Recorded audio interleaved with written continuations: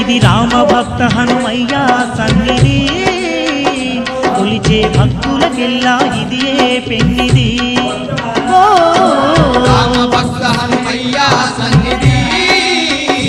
కొలిచే భక్తులకెల్లా ఇదియే పెన్నిది పవిత్రమైన క్షేత్రం